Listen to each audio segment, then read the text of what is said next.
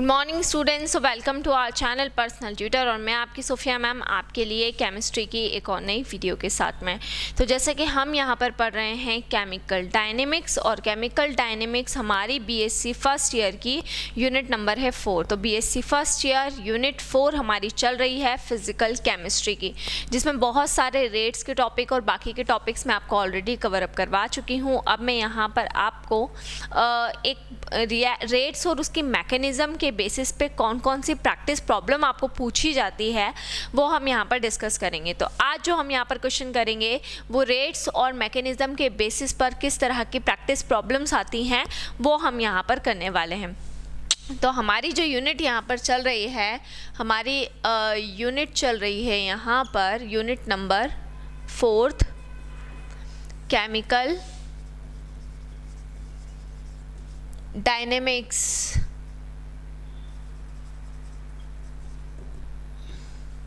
Unit number 4 नाम है आपका केमिकल डायनेमिक्स। केमिकल डायनेमिक्स हमारी ये वाली यूनिट यहाँ पर चल रही है, यूनिट नंबर 4 इसको हम कह रहे हैं, ठीक है। So unit number 4 chemical dynamics. अब इस पर्टिकुलर यूनिट के अंदर यानी कि केमिकल डायनेमिक्स के अंदर हम यहाँ पर कुछ टॉपिक्स हैं जो आज डिस्कस करेंगे। Practice problem related to rate and mechanism. Rate और मैकेनिज़्म से रिलेटेड जो भी प्रैक्टिस प्रॉब्लम्स हैं वो सारी की सारी प्रैक्टिस प्रॉब्लम हम यहाँ पर डिस्कस करने वाले हैं, ठीक है। चलिए पहला क्वेश्चन है in a reaction mechanism, in a reaction mechanism, in a reaction mechanism, what is the difference between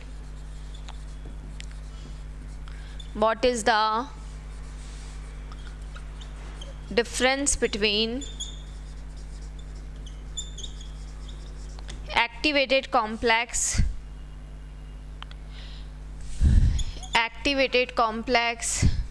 and intermediate? Activated complex and intermediate, ठीक है। तो एक रिएक्शन मैकेनिज़्म है, उसके अंदर आपको क्या बताना है, एक्टिवेटेड कॉम्प्लेक्स और इंटरमीडिएट के अंदर डिफरेंस क्या होता है ये आपको बताना है। एक्टिवेटेड कॉम्प्लेक्स, जैसा कि मैंने आपको बताया था कि जब हमने रेट ऑफ रिएक्शन का ग्राफ पढ़ा था तो उसमें रिएक्टेंट जो होता है वो किस में कन्वर्ट होता है, रिएक्टेंट हमारा प्रोडक्ट के अंदर कन्वर्ट होता है। लेकिन रिएक्टेंट और प्रोडक्ट के कन्वर्जन के पहले बीच में एक आता है आपका एक्टिवेटेड कॉम्प्लेक्स की स्टेज आती है, मतलब एनर्जी बैरियर के ऊपर जाकर रिएक्टेंट के मॉलिक्यूल एक्टिवेटेड कॉम्प्लेक्स बनाते हैं। अब इंटरमीडिएट भी यही होता है, लेकिन इंटरमीडिएट और एक्टिवेटेड कॉम्प्लेक्स के अंदर क्या होता है, डिफरेंस होता है, ठीक है। अब एक्टिवेटेड कॉम्प्लेक्स क्या है, एक्टिवेटेड कॉम्प्लेक्स स्ट्रक्चर है, एक तरह का स्ट्रक्चर है, या बोल सकते हैं कि रिएक्शन जिस डायरेक्शन में जा रही है, रिएक्शन जिस डायरेक्शन में आगे बढ़ रही है, उसका पाथ, उसका रास्ता जो डिसाइड करता है वो कौन होता है, वो आपका एक्टिवेटेड कॉम्प्लेक्स होता है, ठीक है। जिसमें एक्टिवेटेड कॉम्प्लेक्स जिस स्टेट में बनता है वो एनर्जी क्या हो जाती है, वो एनर्जी हाईएस्ट हो जाती है, सबसे ज़्यादा हो जाती है, और जिससे हमें क्या पता चलती है, जिससे हमें एक्टिवेशन एनर्जी पता चलती है किसी भी पर्टिकुलर रिएक्शन की, है ना। तो यहाँ पर आप लिख सकते हैं, देखिए ये आंसर आएगा, an activated complex, an activated complex is the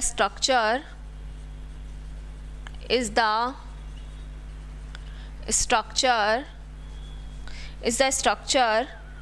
along the reaction pathway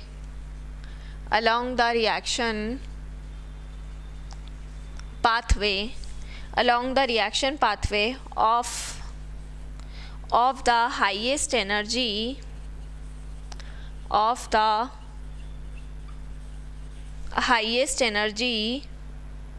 which determine the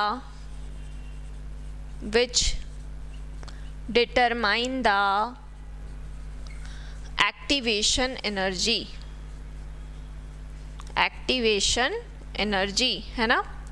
तो जो हमारा एक्टिवेटेड कॉम्प्लेक्स होता है, एक्टिवेटेड कॉम्प्लेक्स क्या होता है, एक स्ट्रक्चर होता है किसका? रिएक्शन पाथवे का, जिसकी एनर्जी हाईएस्ट होती है और उसी से हमें क्या पता चलती है? एक्टिवेशन एनर्जी पता चलती है किसी भी रिएक्शन के लिए, ठीक है। और इंटरमीडिएट क्या होता है? एन इंटरमीडिएट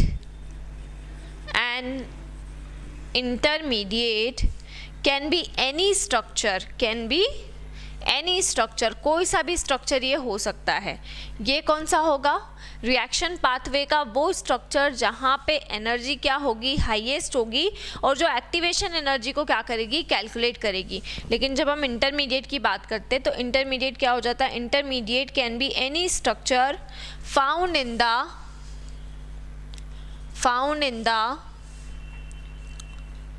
रिएक्शन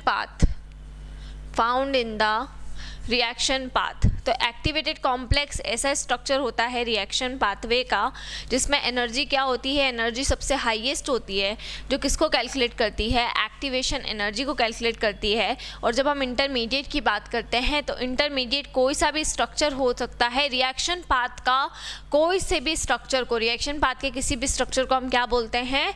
इंटरमीडिएट बोलते हैं, जो किसके बीच में आता है? रिएक्टेंट और प्रोडक्ट के बीच में आता है ना। तो एक रिएक्शन की मैकेनिज्म है जिसमें हमें एक्टिवेटेड कॉम्प्लेक्स और इंटरमीडिएट के बीच में डिफरेंस बताना था। तो एक्टिवेटेड कॉम्प्लेक्स क्या होता है? एक्टिवेटेड कॉम्प्लेक्स वो स्ट्रक्चर होगा रिएक्शन पाथवे का जिस पे एनर्जी हाईएस्ट होगी और जो एक्टिवेशन एनर्जी को कैलकुलेट करेगा। जबकि इंटरमीडिएट क्या होगा? रिएक्शन पाथ का कोई भी स्ट्रक्चर जो होगा वो आपका पर्टिकुलर क्या कहलाएगा? इंटरमीडिएट कहलाएगा। इसके बाद में इसी से रिलेटेड क्वेश्चन नंबर 2, इसी में in a reaction mechanism what do you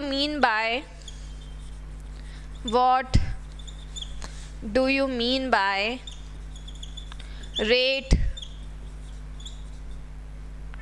determining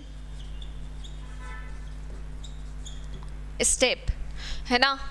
एक रिएक्शन मैकेनिज्म है जिसके अंदर आपको क्या बताना है? रेट डिटरमाइनिंग स्टेप के बारे में बताना है कि रेट डिटरमाइनिंग स्टेप क्या होती है। रेट डिटरमाइनिंग स्टेप क्या होगी? देखिए, रेट डिटरमाइनिंग स्टेप क्या होगी? रेट डिटरमाइनिंग स्टेप एक एलिमेंट्री रिएक्शन होती है। Rate determining step is the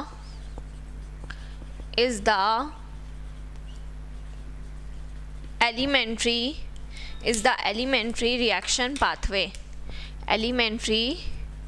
reaction pathway, है ना। तो रेट डिटरमाइनिंग स्टेप क्या होती है? रेट डिटरमाइनिंग स्टेप एक एलिमेंट्री रिएक्शन पाथवे होती है, ठीक है, जो मैथमेटिकल फॉर्म यानी कि बोल सकते हैं ओवरऑल जो रेट लॉ हमारा होता है उस रेट लॉ को पूरे मैथमेटिकल फॉर्म या रेट लॉ को क्या करती है? कंट्रोल करती है। तो इसके आगे आप बोल सकते हैं कि दैट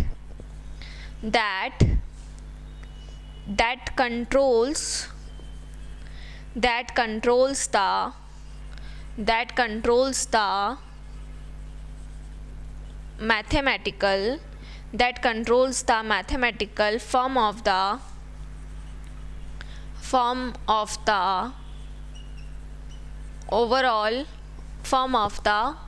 overall rate law। तो रेट डिटरमाइनिंग स्टेप क्या होती है? एक एलिमेंट्री रिएक्शन पाथवे होती है जो मैथमेटिकल फॉर्म को क्या करती है? कंट्रोल करती है। जो पूरा ओवरऑल रेट लॉ होता है उस पूरे ओवरऑल रेट लॉ के मैथमेटिकल फॉर्म को क्या करती है? कंट्रोल करती है ना। अब रेट डिटरमाइनिंग जो स्टेप होती है वो स्लो एलिमेंट्री रिएक्शन होती है। स्लो मतलब जो स्लो रहेगी वही रेट डिटरमाइनिंग स्टेप होगी। जो स्लो प्रोसेस रहती है उसी से हम क्या कर सकते हैं? रेट को कैलकुलेट कर सकते हैं, फास्ट से नहीं कर सकते। तो इसके आगे मैं ये एक लाइन भी आपको लिखवा दे रही हूँ। The rate determining step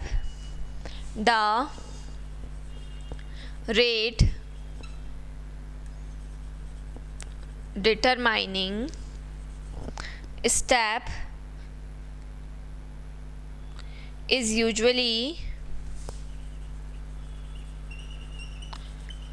usually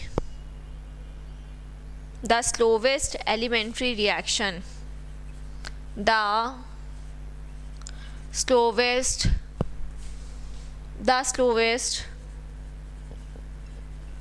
elementary reaction.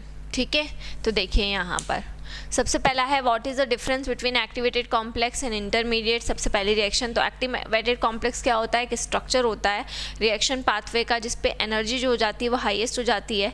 ठीक है, और सेकंड हम बात करें यहाँ पर इंटरमीडिएट की, तो इंटरमीडिएट ऐसा स्ट्रक्चर होता है जो रिएक्शन पाथ के अंदर क्या होता है, फाउंड होता है। सेकंड हम बात कर रहे हैं रेट डिटरमाइनिंग स्टेप की। रेट डिटरमाइनिंग स्टेप जो होती है वो ऐसी एलिमेंट्री रिएक्शन पाथवे होती है जो मैथमेटिकल फॉर्म यानी कि ओवरऑल जो हमारा पूरा रेट लॉ होता है उस पूरे रेट लॉ को क्या करती है, उस पूरे रेट लॉ को कंट्रोल करती है। ठीक है, तो जो रेट डिटरमाइनिंग स्टेप रहेगी वो स्लोवेस्ट एलिमेंट्री रिएक्शन होती है, मतलब धीरे धीरे होने वाली एक एलिमेंट्री रिएक्शन को हम बोलते हैं बेसिकली रेट डिटरमाइनिंग स्टेप। तो ये दो आपका आएगा रेट एंड मैकेनिज्म के अंदर, ये दो क्वेश्चन थे आपके जो मैंने आपको कवर अप करवाया। अब इसके बाद में हम अगला क्वेश्चन देख लेते हैं यहाँ पर कि हमारा जो नेक्स्ट क्वेश्चन है वो क्या होगा।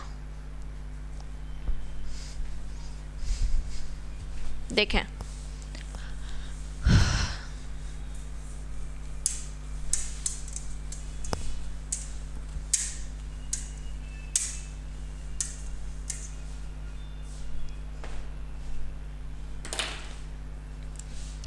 देखें, in the reaction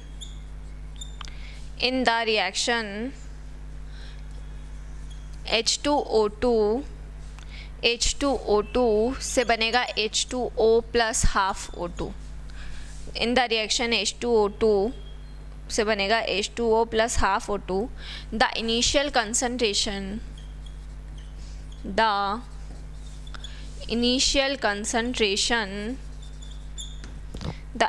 concentration of H2O2 is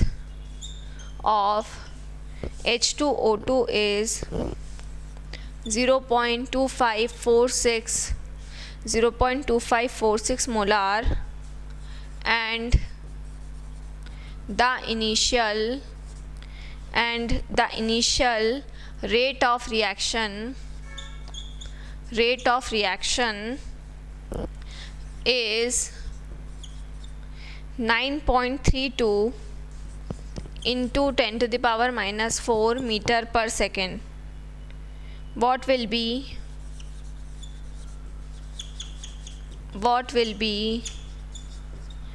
H2O2 at t is equals to 35 seconds।